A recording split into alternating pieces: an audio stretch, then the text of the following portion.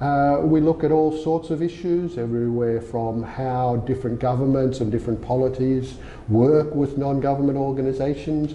We've generally talked about an associational revolution over the years where the non-profit sector around the world, in every country in the world, has expanded dramatically in the last few decades.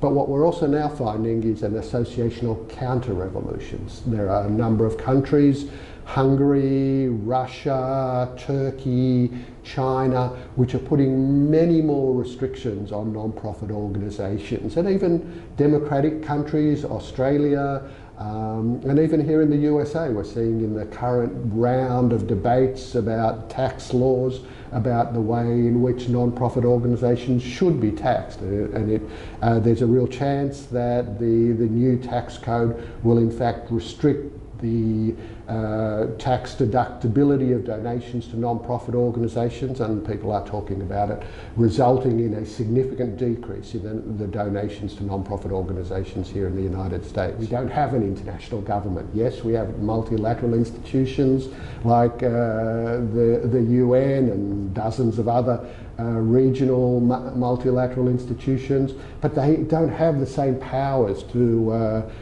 impose laws or regulations the way in which governments do. In some ways, non-profit organisations, or in many ways, non-profit organisations are helping fill the gap.